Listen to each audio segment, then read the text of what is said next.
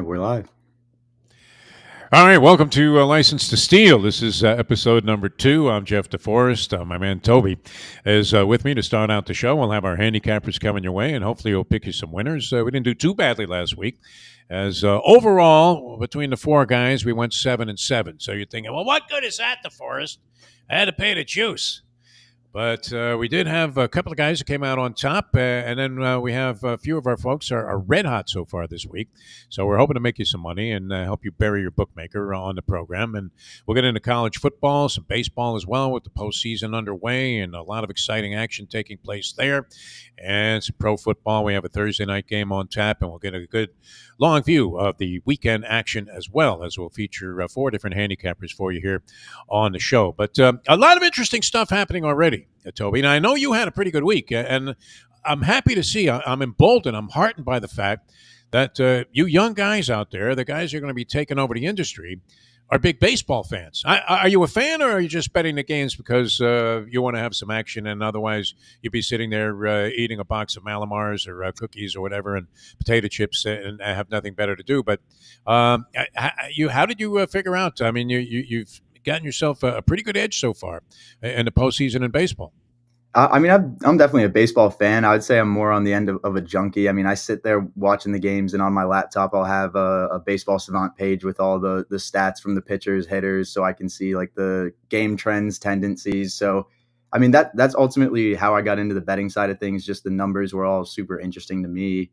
And, when you get to the postseason, it's really just tailing whoever the hot hitters are, the hot pitchers. So feel like just play the numbers. And with baseball, it's a game of failure, but you don't really got to overthink it. The good hitters are typically the guys that are going to come through. And we have a lot of interesting things happening. We have a Cinderella story working with the Detroit Tigers. They're going to be in action later on today, taking on the Guardians. And the Tigers up 2-1. They've had 20 straight shutout innings. I don't know that anybody could have anticipated that. It wasn't like, and they're doing it by committee. They have the opener, and then they bring in another guy out of the pen. They're really doing it with an assortment of different guys outside of the ace that they have, the Cy Young Award winner. They really are a mixed bag of garbage when it comes to the pitching department. So 20 straight shutout innings there. That's been interesting. Of course, the Met game last night, and I grew up a Met fan. I started following the Mets in 1962. I worked there at Shea from 64 until 69. So I was a big observer of the amazing Mets 1969 first World Series championship. That was pretty incredible. And it looks like it may be happening again, because these guys have certainly been amazing in these remarkable comebacks, and it couldn't get any more dramatic than it did last night, with Lindor hitting the grand salami there to put him on top 4-1, and then they bring in Edwin Diaz, who prior to this year, I mean, at different times you would have thought this guy was lights out, just like bringing in Goose Gossage or Mariano Rivera. But he was very suspect towards the end of the season, threw a lot of pitches in the early stages of the postseason. And as we've been talking about, you'd almost rather see Cameron Diaz coming out of the bullpen than Edwin Diaz, because at least she would be good looking while she was coughing up what turned out to be the winning runs for the other team. And it got pretty dicey. But 2 numbers really stood out to me in the postseason yesterday in Major League Baseball. 1 and 72,000. And I don't know, you're thinking, well, that's pretty extreme, DeForest. What the fuck are you talking about? 1 and 72,000. And there may be a correlation there, because I don't know what kind of odds you could have gotten. I tried to look this up, but I couldn't find it anywhere. Maybe you're aware of what it was.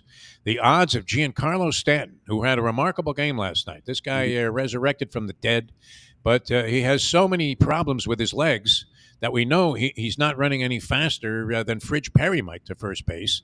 And then he ends up stealing a base. Could the odds have been as high as 72,001 on that? But certainly his one stolen base was remarkable. I think I have a better chance of being the winning jockey in the Breeders' Cup Classic this year than Giancarlo Stanton had of stealing a base in the ball game last night. So that was remarkable. And that was the first thing that stuck out to me. And then the 72,000, were you aware of where that number came from, Toby? Because it sticks out. Just indelibly impressed. The 72,000. I'm not inclined when the person at the gate when you're coming into a ball game says, "Hey, would you like to buy some raffle tickets for the 50-50?" my first instinct is to tell the person to go fuck themselves, no matter how nice they are or how cordial they are in their approach, because you're thinking, what do you mean 50-50? There's not enough money in there to really want to get involved. And if I am going to get involved in this type of raffle proposition, I don't want the fucking club keeping half of the money. They say it's going to charitable causes, but whose charity is it? In this case, it might have been Steve Cohn's attempt to get some of his money back on some of the failed players that he signed a couple of years ago when he was all in, putting all of his money on the table there and trying to win a championship. And it turned out they didn't win shit. But they come back now with Lindor, who they locked up, and his home run went right under the sign that said that the 50-50 raffle was worth $72,000.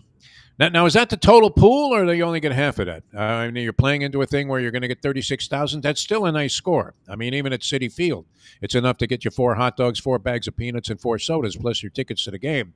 But would you ever be inclined to go into this raffle at 72,000? I almost have to put the $5 up to take a chance. I don't know about you.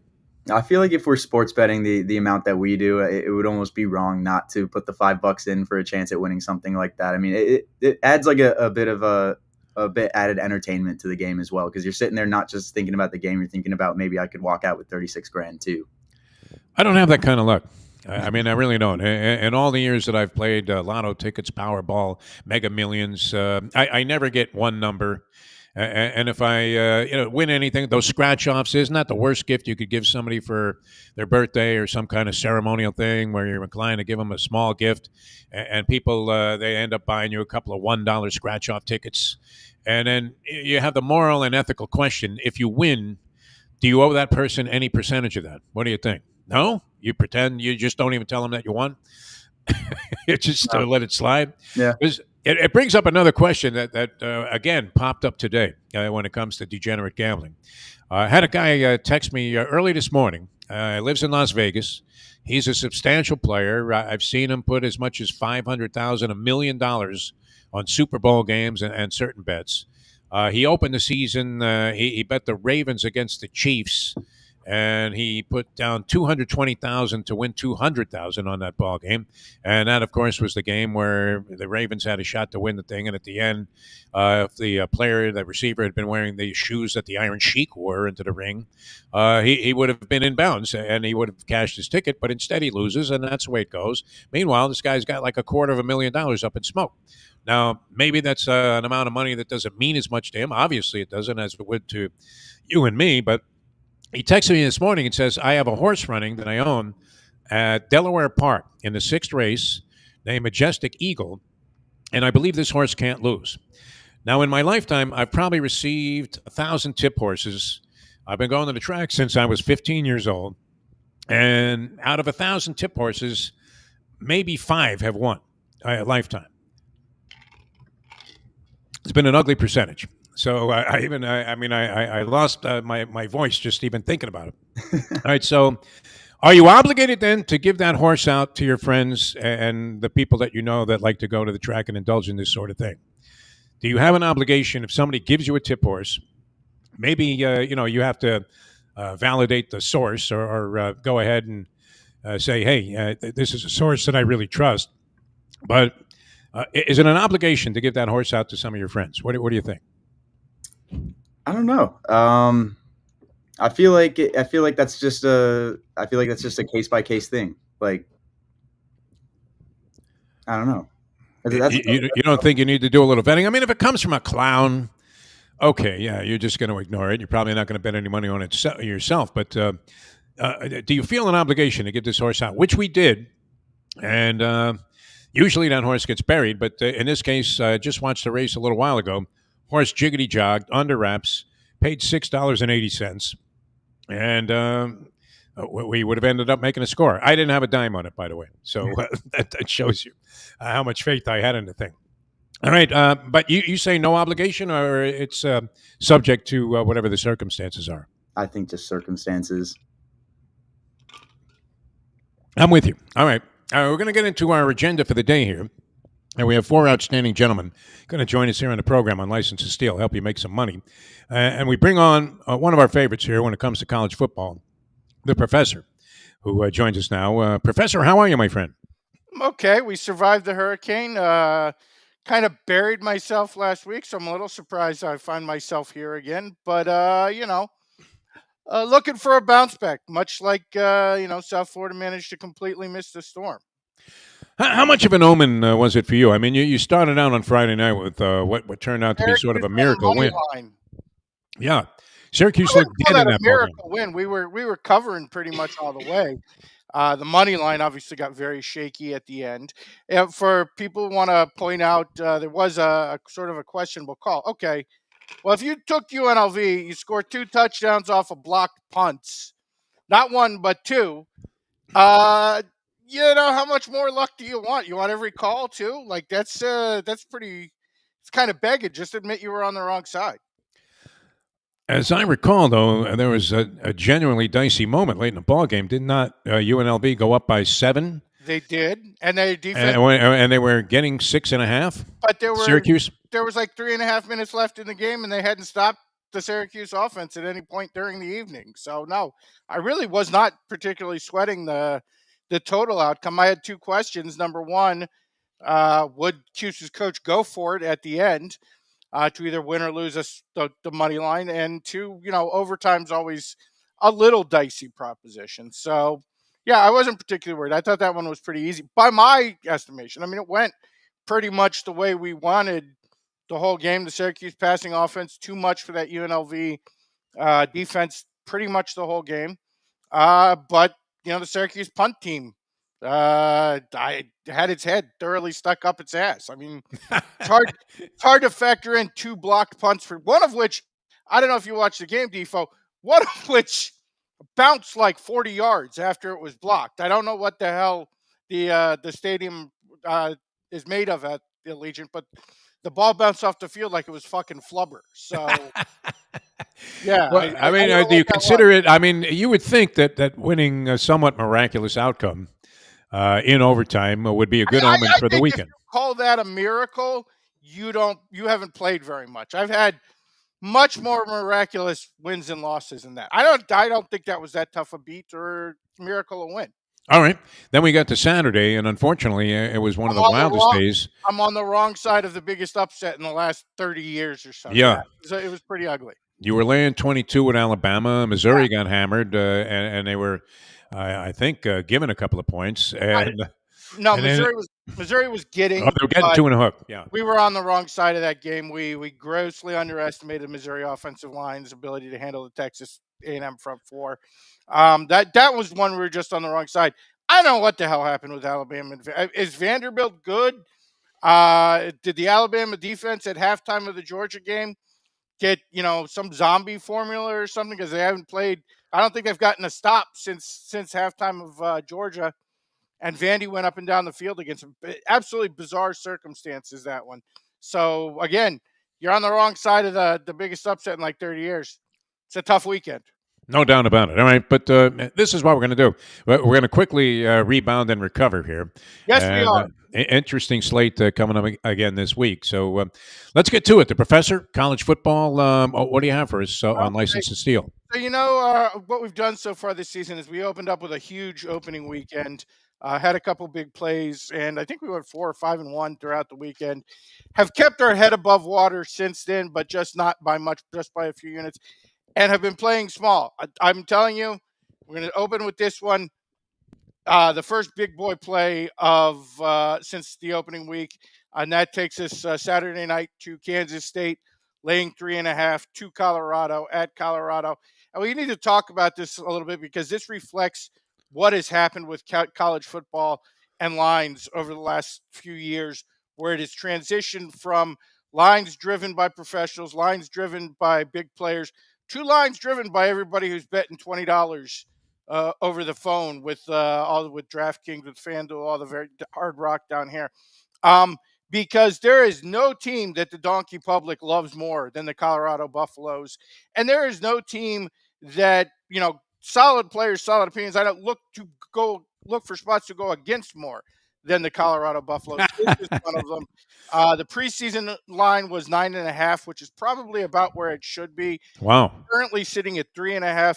I'm telling you, this is going to be a 2 or 3 score game. All the things that Kansas State likes to do, Colorado is terrible about at. Colorado can't stop the run. Colorado cannot keep teams from pressuring with their front four, which Kansas State is great at. Colorado cannot run the football against quality defensive lines, which Kansas State has. Almost nobody runs the football at Kansas State. Now, people are reacting to that ugly loss Kansas State had a couple of weeks ago against BYU. I think anybody who's watched closely has to tell you BYU is just a lot better than anybody anticipated them being in the preseason. This is a huge turnaround. It's one of the stories of the year, and Kansas State fell victim to it. They're not going to fall victim to Colorado and Deion Sanders this week. They're going to blow Colorado out.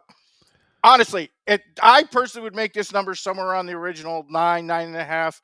I think Kansas State wins by 2. I would still be looking to take Kansas State if it were 9.5. At 3.5, I think this is like the steal of the century time. K-State by at least 2 touchdowns in this matchup. Most overrated guy in college football from a coaching standpoint? Got to be Neon Deion, no? I don't know anybody who's serious about college football who has any respect for him. I mean that the public loves his clown act. Yeah. But everybody I know who's serious about the sport views him as a clown. Like, they ask him why he doesn't recruit well. Oh, no, it's because I want transfer portal players, not high school players. The transfer portal players you get are terrible. You get guys who are backups at MAC schools, and you're celebrating that instead of high-level high school players. Well, why don't you go and do recruiting trips like other coaches do? Oh, kids don't want me to come to their house. They want to come out to Colorado and come to my house. But you never see a 4 or 5 star take a visit with Colorado. Like, he is an absolute clown. I can't call him overrated because I don't know anybody who's serious about the sport who treats him seriously, who thinks he's anything but a clown. Now the public loves him, but the public has loved him for 40 years. I mean, he was a clown in his MC Hammer pants coming out of Florida State 40 years ago, and the public loved his act then too. So again, it's people who are serious versus casual fans. There's nothing wrong with casual fans, but there's a rift in terms of public response between those two. Yeah, certainly something to look at here around the way games are being and lines are being influenced. All right, K-State to hammer Colorado. K-State only laying a measly 3.5. Professor all in would even consider laying 9.5. So that's your first play of the weekend on License to Steal. Where else are we going today? Well, we've been pretty good on these Friday night games. There is another one we like. That's Utah laying 5 and a hook to Arizona State. Utah coming off that loss to Arizona. But if you watch the game, Utah's defense played fine. They had a couple of untimely turnovers in that game. They actually outgained Arizona State for the Arizona for the game. Just unfortunate turnovers, which happens. I mean, you see that from time to time with teams. Now they go against a Sun Devils team whose defense is not good. They have rebounded a little bit on offensive, but it's been mostly against bad competition defensively. Now they will be taking a step up. Utah, far and away the best defensive team in the Big 12. You look at Arizona State's result; they smashed Wyoming. Everybody's smashing Wyoming. Close win over a terrible Mississippi State team. Close win over a Texas State team in a game they should have lost, and then lose to Texas Tech. They've given up 30 plus in all of those games. Did get a win with a huge comeback against Kansas last week, 35-31. But guess what? Everybody in the country is coming back and scoring 2 touchdowns late against Kansas. That seems to be the pattern of the Kansas season. I would almost suspect their coach is calling in the horses a little early with the same result week after week after week. At some point, we'll have to break down exactly how historic in terms of choking this Kansas season has been because it's absolutely amazing. Now Utah laying less than a score. I think they go in and handle business here. I don't know. Again, Utah, it's tough to predict them to go in and just absolutely romp because they don't have an offense built for that. They are a running team. But as long as they're south of a touchdown, which they clearly are at this point. I actually saw it dip a little bit today before bouncing back to 5 and a hook. I think Utah's solid here. I think they'll go in. They will at least stifle, if not shut down, that Arizona State offense. And Arizona State's defense hasn't stopped anybody. So Utah, minus 5 and a hook on Friday night, second one. K-State, Utah minus 5.5. K-State minus 3.5. What else do you have on the slate? Two teams who've taken early season losses in a rivalry matchup. We got Ole Miss laying 3.5 to LSU. LSU This is strictly a home field line. If this were on a neutral field, this would probably be north of a touchdown. So they're giving a big nod to Death Valley here. I am not impressed with the Ole Miss defense. Gave up big points to USC. Gave up big points to the other USC, South Carolina. Meanwhile, Ole Miss, after that ugly performance against Kentucky, but Kentucky's defense is good, so getting shut down offensively by Kentucky is not a shameful thing necessarily. Went to South Carolina and romped last week. One easy, shut down the South Carolina. I don't think there's going to be a whole lot of stops in this game, but when they are, it'll be the Ole Miss defense stopping the LSU defense, not the other way around. I like Ole Miss to win here, laying 3.5. All right. So we have three favorites on the board: K-State, Utah, Ole Miss, and you're going to finish with Another chalk eating pig. We're chalk eaters this week. And I have some milk of magnesia here too. Matchup. That's Ohio State going out to Oregon, laying 3 in Outson. I don't get why anybody is impressed with Oregon. They would have at least 1, if not 2 losses if they had played a decent team at any point during this season. They should have lost to Boise State. Got played close by Idaho. Both the margins in UCLA and Michigan State were bigger than the game, but were not impressive in these. But meanwhile, Ohio State looks like a buzzsaw. Hung a bunch of points on an Iowa defense last year. Their running back combination is far and away the best in the country with Henderson and Judkins, the transfer from Ole Miss. Will Howard looks very solid as a quarterback. And, of course, Ohio State, as always, I mean, at this point, they're basically an NFL team at the wide receiver position. Most difficult set of wide receivers to match. Again, there's probably only a half a dozen NFL teams who have a better combination of wide receivers than Ohio's, and this has become an every year thing with the Buckeyes. I am not impressed with Oregon at all, particularly in the red zone where they really struggle to score touchdowns despite all the. I feel like honestly they've almost lost the key with all the motion stuff that they've done over the years. All the coaching changes they've had, particularly within the offensive and defensive head corner. I like Dan Lanning as a head coach, but I don't think offensively they're quite the same team as they have been in years past. It could be that finally in Dylan Gabriel, they've just stumbled upon a quarterback who doesn't really understand how to manipulate the system as well as some of the previous quarterbacks, particularly. Although it's worth noting, Bo Nix, his first season really wasn't the same guy that we saw finish at Oregon too. So it's a complicated offense to be that. I don't think this one's going to be competitive. I look for Ohio State to go in, win pretty easy here. I think their defense obviously is far and away the best one Oregon has played, and their offense is the best one Oregon's played. The real thing to note here, I would say, is if you go back to that Boise State game where they gave up 34, is Boise State, of course, has Genty, who's probably on track to win the Heisman right now. He ran for 192 yards against Oregon. A Boise State running back playing behind the Boise State offensive line ran for 192 yards. To me, that means Henderson and Judkins could go for a combined 300 or more in this game. It's within the realm of possibility because they are both on that level with Genty, and there's 2 of them, and they're playing behind a better offensive line.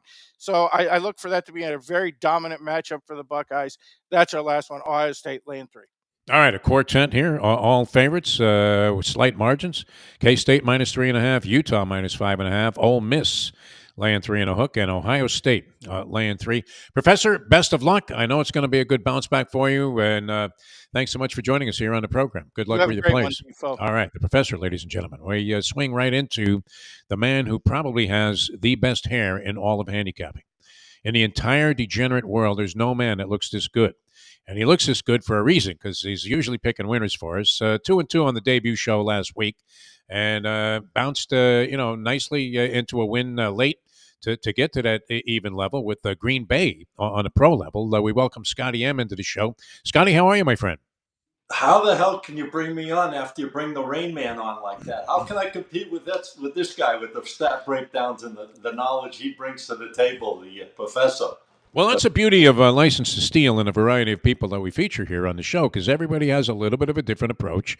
Professor's real area of expertise, he plays college sports almost exclusively. He'll just throw a bet on the NFL and some other stuff, the NBA, just to have some action.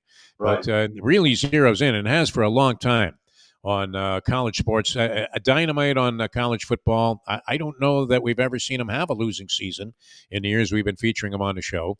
And really, astute, tuned in to college basketball as well.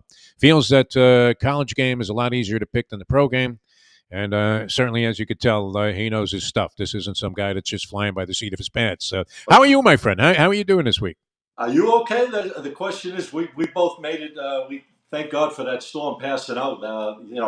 Unfortunate for the people up the coast, but we got by. We got by on that one. That's for sure. Oh, no doubt. Clear sailing. I don't know that I ever felt overwhelmingly threatened by this because it looked like it was going to track all along to the Right. north and to the west, at least in the state of Florida, and then go straight across. But it's interesting, the enormity of these things, because you still felt some impact even down here, 100 miles away. Yeah, it wasn't that bad. I'll tell you, we escaped the big one, that's for sure. But I'm here. I'm ready to go. I got some games I'm really feeling good about. A couple of college games, a couple of pro games. I'm hoping the game I really like gets played this weekend because I'm using a matchup between Cincinnati and UCF. Now I haven't heard anything. I don't know if you've heard anything, but that game there's still a number up. They haven't said it's postponed, so I'm hoping they play that game because I got a real strong play going on that matchup. All right, let's get the details on that, and then we'll go into the rest of your plays. Yeah, absolutely. Well, the key game for me on Saturday, I'm going to jump all over Cincinnati, and this game is a live dog. I look for numbers. I look for value. These teams basically, they're playing kind of the same way. But Cincinnati has stayed in every game, win, lose, or draw. They won their three. The two they lost, they played real tight, physical games. So they've been in every single game battling. I like that in certain teams, whether they're on the road or they're home. They're battling, so that means that they're being well coached. They're staying in each and every game, and UCF started off with three straight wins in a row, and they've tailed off the last couple they've dropped. But I really like the dog in this game. Yeah, we kind of lost Scotty M there for a second. We got Toby with us, and hopefully we'll be able to pick him back up. He was giving us his theory on the Cincinnati UCF game. Toby, I don't know if you've heard anything about whether or not that game's going to actually be played, but as we try to recover Scotty M as he was on a roll. Did I lose you there for a minute? There you are. Yeah, we lost you there for a second here. What happened? You get hit by a tornado? What happened there, Scotty M? You're with us now, though. You're back in the show. Yeah, I've got you. Hopefully you can hear me, and Toby's working on it. We've got our, stud engineer and producer working on this thing, and we keep getting an In-N-Out burger here with Scotty M, where we may have to come back to him later on in the program. But he was definitely convinced that Cincinnati was going to be a big play in this one. Toby trying to work out our technical difficulties here. I managed to escape last week, and I mentioned that combined with the Professor's 3 losses on the Saturday card, well, very uncharacteristic. But we ended up a combined 7-7, and then I threw in the game of my life last week, which turned out to be a dicey one, as Minnesota looked like it was going to roll over the New York Jets early in the ball game. They had a substantial margin. Can you hear us now, Scotty M? Yeah, right? I don't know what. Okay, good. I don't know what happened there. I don't know. I was babbling about, and I escaped. I think we really dodged the proverbial bullet, just like we did with the Storm. Yeah. When I gave out Minnesota as the game of my lifetime last week in that London game, and they get off the mark, and they're just crushing the Jets like a grape. And then, as is typical of any type of wagering endeavor, I had to sweat it out at the end there. I was schwitzing from every pore as the Jets were driving for what could have been not just a game covering score, but a game winning score. And we all know that Armageddon broke loose after that because they ended up firing their coach, Robert Saleh. And Aaron Rodgers is claiming he had nothing to do with it. But I can't imagine that Woody Johnson was on the phone and said, he says he talks to him every week, and he went over a bunch of things. He asked him if he was having fun on his social life and this and that, and never mentioned that he was going to fire the coach that afternoon. So you would think if he ran it by him that Rodgers, if he wasn't in favor of it, would have at least voiced his opinion and said, oh, no, don't do that. But he did nothing to save the guy. There was rumblings going on about him last year. There was always talks about if he didn't perform or the team didn't perform that he'd be on the hot seat. So this has been going on for quite a while. I don't know what made it happen after 5 games, obviously a 2-3 record, that they let him go. But I guess they saw something that wasn't clicking there or something ain't right. obviously with the team. So they said, you know what, let's make this change and try to move forward here. Yeah. Well, what they should have seen is that the offensive line sucks. And that Aaron Rodgers at 40 years old might be a little bit of a shot fighter. All right, we're going to run through your picks real quickly here, Scotty. We lost a little bit of time there. So you had Cincinnati and UCF, and Yep. the line on that game is? I like Cincinnati in that game, plus the 4 is a live dog. I think they're going to come into this game right. They play competitive on each of the games they played so far this year. They've been in all of them. So I think they can match up really well in this spot. And with that hurricane being down in that area, the only thing I'm hoping is they don't cancel the game. But that could take a toll a little bit on UCF, worrying about things going on outside of their family life and things like that. But I like Cincinnati as a live dog, plus 4. All right, run through the rest of your selections for us. Yeah, no problem. Another really strong play for me is the total on the game between Tennessee and Florida. I think this is going to be a very high-scoring game. I could see these teams. Tennessee last week, first time they didn't show up really on offense, ran into a buzzsaw with this Arkansas has been playing over their heads. They're playing really well so far this season. But I see a lot of points being scored in this game. The total is roughly around 54, 54 and a half. Might even be up to 55 in some spots. I don't think that's going to matter. I like the total in this game. I see both these teams putting points up. I think it's going to be a rebound week for Tennessee. I think the Gators will find ways to put some points on the board.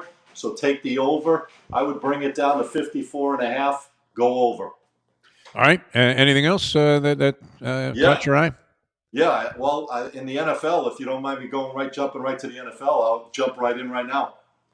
No problem. Yeah. All right, NFL best bet, guys. Listen up. This is going to be the game that I think that Baltimore comes out to shine big time, and I think they destroy Washington in this game.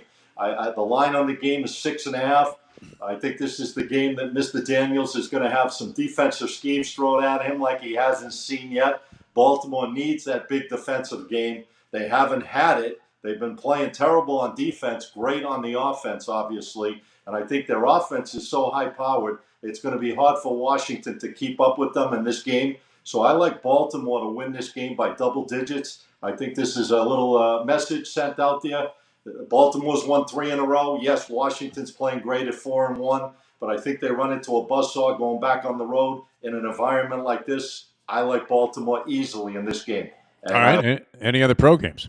Yep, one total on the Sunday night late game. I mean, how can you not look at this game and say, well, how could this game not be a high-scoring game? Cincinnati and the Giants.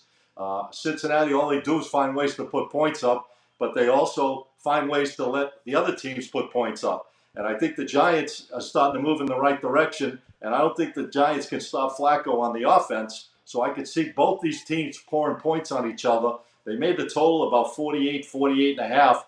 I'm thinking this game easily is 52 to 56 without a shadow of a doubt. I could see these teams coming in, high-powered offenses, probably not being able to stop one another too often.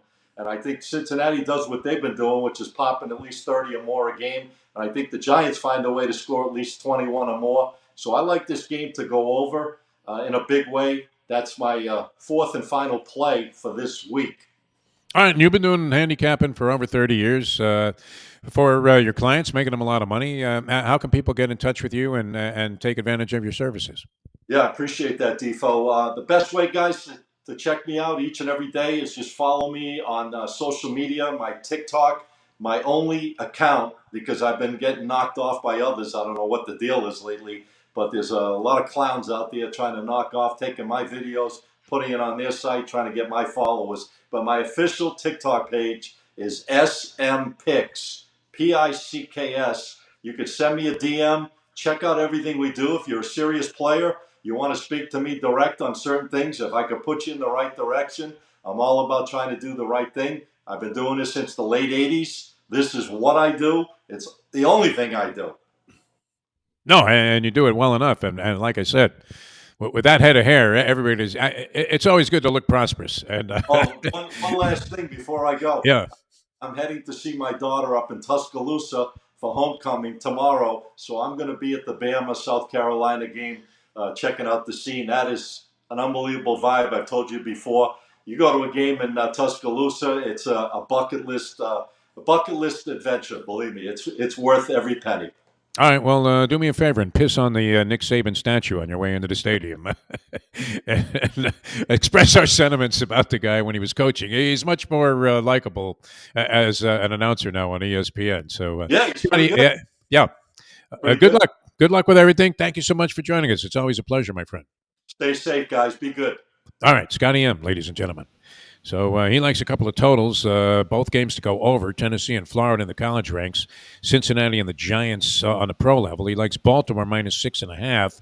And then he's taking Cincinnati over UCF if they play that game. I haven't seen anything to the contrary yet, but you would imagine it might be a little bit dicey considering Orlando was in the path of Hurricane Milton. But if that does go, he likes Cincinnati getting 4 points against UCF. Let's move into our next guest on the program here. Does a dynamite job. And, well, you've got your Giants cap on. You scored with them last week, and that was a bold pick. Yeah, very nice. Mike Jones joins us here on the show. Mike has a fabulous app that he's put together. Tell us about that before we get into your selections. Well, we're about ready to get a company that's going to kind of take us on. So we have a couple meetings with these big players out there, but it's basically you're going to be able to bet with friends, and it's never really been done in this particular way before. So before I spill the beans publicly, I'd like to probably take these meetings and then come back to you with the know-how at the end of the month and tell you exactly how they all went. But it's a different kind of endeavor that where you're able to combine your bet with another person. So it's not necessarily that you're all betting together in one count, but everybody having their own counts betting together. So it's a different entity. We'll get more into it as time goes on. But yes, it should be a real fun thing for everybody to do. Bet with their friends. Yeah, well, it sounds like a good way to do it. Although, in my history of betting with my friends, when I win, they somehow run out of money or run out of town. That's right. So at least this way, you're going to be able to collect. All Yeah. right, let's get into some stuff here. I know you've been following baseball and probably have an opinion on what's going to transpire tonight. We have the Cinderella story working with the Detroit Tigers against the Guardians, who had to be significant favorites, I would think, in the series here, as the Tigers made that great late push, but they managed to roll that momentum into a 2-1 lead here against the Guardians, who are up against it tonight in the 6 o'clock game. And, of course, later on tonight, we have the Yankees and the Royals. The Yankees coming through. I was saying earlier on the program, there had to be tremendous odds to get, and if you thought that Giancarlo Stanton was going to steal a base. Because unless he was on the back end of a double steal, there seemed to be no chance of that. And I don't know what the proposition bets were on something like that, if they even offered it, but it had to be phenomenal. Big And then, bang. sure enough, he takes off and jogs into second base with a nice slide. And it was probably more sensational than the home run he hit, which I had a funny inclination right before he came to the plate. He had already had a double and a single. And here was Stanton, the only guy hitting the ball. The Yankees combined were 1 for 25 in the game. Aside from Stanton's 3 for 5, they ended up with 4 hits. And I was thinking, geez, it's a good thing I don't have in-game betting available to me, because I was about to punch it up that he might hit a home run. I just had a premonition about that. And sure enough, he whacks a low curveball out of the park and Amazing. ends up putting a home run on the board. But all right, what do you think, Mike? Give us your plays for this week. Well, here's the thing. You kind of don't think the Guardians would get beaten for. But how do you take a team who's setting records with scoreless innings in the playoffs? Down at 20, I think it's what? 20 straight. 20 straight. So, they got Screwball coming in game 5. So tonight I kind of would pass on this game to see what happens. Maybe like the Tigers with their ace on the mound if he comes in. The game I'm looking at is the Yankees. The Yankees, they haven't hit, only scoring, 5 runs in the last 2 games. I look at this that they don't want to face the lefty coming back into New York Dragons. So to me, I think this is the game that they win. And I think the pressure's on Kansas City to keep the series alive. I think they had their ace on the mound last night, and they didn't get the W when they really thought they would have. So I'm going to take my chances with the Yankees tonight and Cole and say that they close out the series. They don't want to go back to New York. Yeah. What happened to Costas? Costas, when I was at Syracuse, he was in the class. I was a senior when he was a junior, and so he was a class behind me. But he was an outstanding announcer. The local college station was WAER, a very famous station. A lot of great sportscasters came through there, and he was brilliant. But what happened to him? Did he get hit, smacked in the face, a haymaker from Father Time?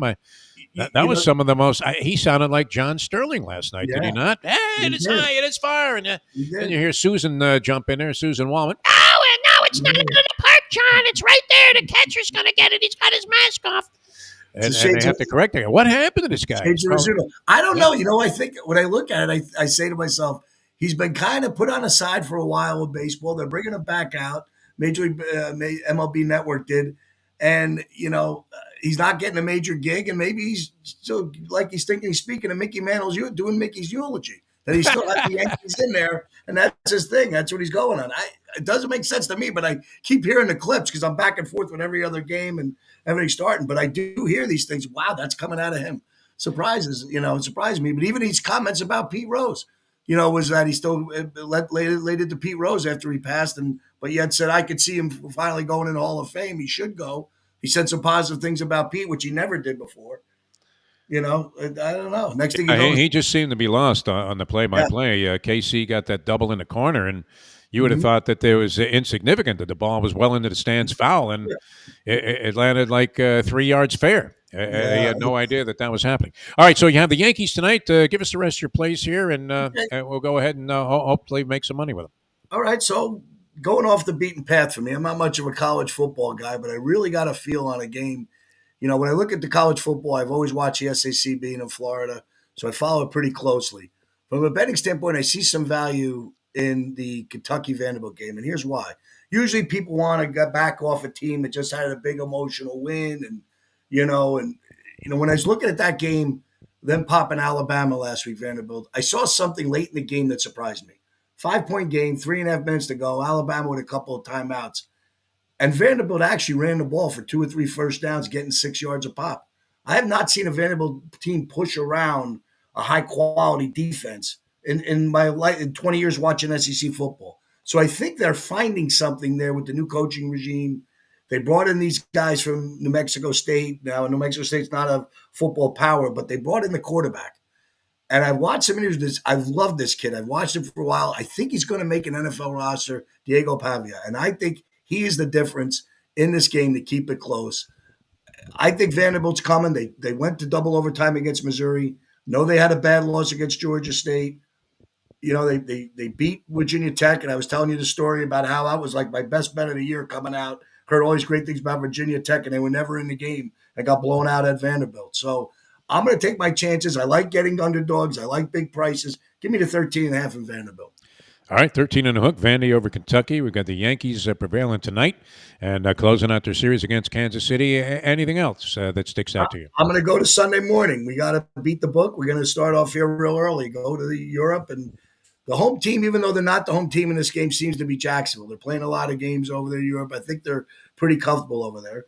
The Bears have not played beaten a team coming off a win all year. The Bears have only beaten teams with one win, yet Jacksonville's probably a team that people thought that would be better. Everybody's high on Caleb Williams. Me, not so much, although he's been playing better. I think Jacksonville's a play in this spot getting two. People who told me the line should be more, 4.5, 5. Everybody betting Chicago. I'm going to lean a little bit toward Jacksonville as an underdog in a neutral site here and take the Jags plus the 2 points. All right, sounds good. And once again, you have the app working, and so that's in development. And any other things, any other sources where people can get your information? You could find us on Picks for Profits. That's PIX, the number 4 profits.com. And one of our specialties is we're only going to pick a game a day, so we're not going to give you 10 or 15 games everybody wants to do. We're going to try to keep our marriages together with our bettors and say only 3 hours watching sports a weekend or a day, and this is what happens. And on our best bet, you get your money back if we lose it. So it's kind of a different concept that we're working on, and hopefully it resonates with the player out there. You're talking to the wrong guy if you're asking about keeping marriages together. I was 0 for 2 with a walk before this most recent one, and That one, maybe on a little bit of tenuous turf as we speak. Mike, always a pleasure, my friend. Thanks so much for joining us here on License to Steal. Jeff, thanks for having me. All right. Let's move on to the finale of the quartet. Now, look at this gentleman here. Now, I used to love, and one of the things I always wanted to do was replicate the old Proline show that was on USA Network. And it was hosted by an old Vegas veteran, had gray hair like me, a guy named Lee Pete. And what Lee was great at is he could deadpan almost like he was a professional wrestling announcer. And he would look to his right, and it would be like Chip Chirimbus and a couple of other handicappers. Wayne Allen Root was one of the guys there. And Jim Feist, of course, was the guy that kind of originated the show and maybe even originated the whole idea of public sports handicapping. This is going way back. And it was the only sports show at the time on the USA Network. And what was great about Lee Pete, he would look at a guy that looked like he just slept in his car, had bought his outfit at some thrift shop that was about to go out of business and was giving stuff away. And he would look in all sincerity, knowing the guy didn't have a dime in his pocket, and say, "The man is on fire." And I thought, well, that's not very legitimate. But in this case, when we welcome Troy West into the program, I can say this in all sincerity, people. The man is on fire. Troy, how are you? Good to have you on the program. Hey, thanks, Defo. Great to be here, and honestly, couldn't be more excited for this weekend. We've not just games we're going to be betting on, but boy, if you go look, if you're a college football fan, that slate of college football games that we've got going on Saturday, that's about as good as it gets. Penn State traveling into L.A. to face the Trojans. You've got Ohio State headed into Oregon. You got good games all over that board. Washington headed into Iowa. It's just a great slate of football games, whether you're betting on them or not. And you're a big baseball guy, too. I would imagine you're well immersed in not just degenerate activity, but naturally watching these games as a fan. How have you been faring on the postseason in baseball? Well, we had an outstanding regular season, 74%. It's almost unheard of. The MLB playoffs have been tough on us. We're right around 500, so we're going to be honest with our listeners out there. Do have a nice play. Unfortunately, it goes in about an hour. I do like the Guardians today. I heard Mike mention stay away from that. We like the Guardians. We think they're going to Tanner Beebe on the bump tonight, going up against Reese Olson. I do like the Guardians to get the win and extend that series. I think we're going to see a fun game 5. But yeah, the MLB playoffs, they've been tough this year. A lot of parity. I mean, my God, who could have predicted that we'd have the Detroit Tigers here and the New York Mets? If you would have asked that back in early August, you would have gotten some incredible odds, Defo. Incredible odds. I think it was 0.005% chance that the Tigers were going to make the playoffs on August 6th. And look where they're at now. So a lot of parity. It's been tough to cap, but hey, we're grinding it out, and we've got a pretty good slate of games going today. Yeah, I mean, it's Hotel California. We haven't had that spirit here since 1969. If you're talking about being a Met fan, I know they had a World Series win in the 80s, but it's been a long, long time since we've seen amazing stuff happening with the New York Mets. All right, so a little bit of a lean towards the Guardians tonight in their game against the Detroit Tigers, try and keep that series alive. Let's get in your plays. And you sent me something. It was so phenomenal, Troy. And you're always, I mean, you're as straight up as they come. And Troy will send me something after we talk on a show, and he says, "I don't want you to think I'm just blowing smoke." So you gave out on your service what a 9-1 weekend this past weekend. 9-1 weekend, 7-0 in college football. We've been hitting at an ungodly rate in college football right now. Like I said, we got some great stuff circled for the weekend. I'll be throwing you guys a bone on the show here today. But yes, 9-1. Our only loss, believe it or not, was a teaser that we gave out, and the Seattle Seahawks losing at home to the New York Giants prevented us from 10-0. But yes, a 9-1 weekend at TroyWins.com. It's all documented on our Instagram. It's Troy West, and also on our website, TroyWins.com. All right, and good idea to get involved, and it's very reasonable. I think $29 a week gets you all the action. $29 a week. Yes, a cup of coffee a day, Defo. That's what we're telling people to invest your money. A cup of coffee a day. Come on, people. And we also have a money back guarantee. I mean, honest to God, if you're not satisfied with the service, we'll give you your $29 back, no questions asked. All right, let's dive into your mindset for the weekend here and pick up on some of your expertise here on License to Steal. Where would you like to begin? Yeah, let's start Friday night. Utah heads into Tempe, Arizona. Arizona State, the Sun Devils. They are a 6-point underdog, which is interesting, right? They've been playing great football. So why are they a 6-point underdog at home Friday night? in Tempe. Utah, I truly, truly believe, college football is an interesting animal because the injury reports are all over the place. But Utah is coming off a bye week. Cam Rising, to me, is one of the better quarterbacks in the country. I do believe he will be back in this game. I think the line reflects that. And this is just so much better of a Utah team when this guy plays. He's going to have a chip on his shoulder. I like Utah to go in and take care of Arizona State in a big way. Give me the Utes and Kyle Whittingham, 38-20. They're laying 6. That game is Friday night. Give me Utah. All right, and you're in agreement there with our good friend, the professor, who also liked Utah over Arizona State in that game. So that comes under the heading of our old double dot theory, where you like a game and then somebody else who you have respect for likes a game. And so we have unison there on Utah on the college front. All right, where else are you going this weekend to make some money? Yeah, Saturday, I'll give you guys another one. Out here, small town school. Washington State travels into Fresno State. Both teams are coming off their bye week. Both teams are coming off bad losses. Washington State losing to Boise State on the blue turf. Fresno State getting shellacked by UNLV. Washington State is a well-coached football team. They've got a great quarterback, John Mateer. We actually call him Money Manziel out here. For people on the East Coast that remember Johnny Manziel, this is our version of him. Guy plays very similar. This is a good Washington State football team. They've got some nice wins this year. They beat Texas Tech. They've beaten Washington. They beat Mississippi State. They get a bad Fresno State team. They are traveling into Fresno. They're laying 3.5. Give me the Cougars. I think they take care of Fresno State on Saturday. It's a 4:30 p.m. Pacific time start. Give me the Cougars minus 3.5. All right, 2 college games here. Utah, which is in agreement with the professor, and Washington State, which, and we should let the people know if they aren't familiar with Troy West, you hail from the Seattle area, so quite familiar with what goes on in the Pacific Northwest, an area that we don't get a whole lot of news about, but you've been red hot, nailing Washington in a couple of games that we've talked about, and now Washington State, minus 3.5. Are you looking at the pro slate this weekend? Yeah, it's a great pro slate. I won't give an official pick on, but I am in agreement with Mike earlier on the Jacksonville game. I do think they're the better team. Although I did hear today that the Hurricane is delaying their flight into London. So whether that really impacts the game or not, the listeners out there should be aware of that Jacksonville's getting into London much later than the Bears will get in. So I'll be interested to see. But I do think Jacksonville might start catching some steam and start playing some better football under Doug Peterson. But official play, as we talked about on one of your other shows, Defo, I do like the Buffalo Bills. The Buffalo Bills, this is a team that's lost a couple in a row, have not looked good. They had the debacle against the Houston Texans last week that was a head scratcher. I'm just, what are they doing in that game? But I like the Bills to bounce back. I just think this New York Jet football team has got so much crap going on, so many distractions.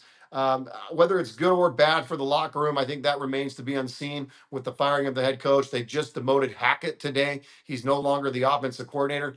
Way too much shit going on in New York. Give me the Bills. I believe that line's 2.5. I like the Bills. I'm a big believer, and I've told this story many times, but a guy was trying to show me the different aspects of trying to handicap and figure out horse body language at the racetrack. So I'm in Las Vegas, and we're sitting with this guy. He went by the name of Sprint Rogers, and he had a bunch of handicapping books and theories and ways to assess workouts and how valuable they were, stuff that I never really looked at. And he started pointing out different things about when horses came on the track. Now this was nothing especially revolutionary. People have always gone down to the paddock, and they'll say, well, look at that. That horse has a real turf foot. If they have a big hoof or whatever, and I usually shrug that off as being nonsensical. So this guy starts pointing out a few things to me, and he's hitting all day long and saying, okay, look at the 6 ball. He looks ready to go. The 5 looks like he's washed out. He's going to be nowhere, even though the horse was a favorite. And we're hitting race after race, Troy. It was fantastic. Never made so much money at the track in my life up to that time. And then, I'm thinking, well, wow, I mean, who is this guy? Where the hell did he come from? And as they ran the last race at Santa Anita, which was the last race he was sticking around for, 2 guys come to pick him up, and then they put a jacket on him that tied in the back, and they took him off to some mental institution. Turned out he was flat out of his mind, that there may not have been any credibility to it. But I do believe in this. And if you looked at the Jets, I mean, their body language collectively as a team, led by Aaron Rodgers, has been nothing but an indicator that this is a team in total disarray. I'm not sure that the interim coach was even a great choice because Robert Saleh, as a defensive coordinator, was a lot better than Jeff Ulbrich will ever hope to be.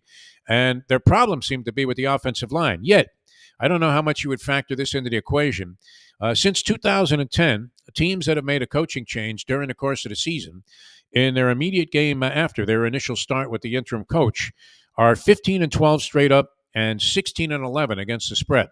So there is something to be said for an infusion of enthusiasm. But in this case, I don't think Salah was a coach that was one of those guys that the players couldn't wait to get rid of. If anything, just the opposite. So I'm not sure. Do you let that enter your thinking in trying to assess this game? Because when it first came out, the line was Buffalo 1.5, and I couldn't wait to get to a place where I could put my money down on that because I thought there was no way that the Bills wouldn't, just slaughter the New York Jets in this game, even on the road. Yeah, like you said, this has been an ongoing problem for the Jets all year. They really haven't looked that good all season long. And now to think that this is going to fix the problem to me is just ludicrous. And yeah, to your point, when you're, I think it's a case by case basis, right? I think there's a lot of situations, when Antonio Pierce took over for the Raiders, I think they kind of rallied around him. They were super excited to get Pearson, their former player that's had a lot of success, kind of a good upbeat personality that players kind of rally around.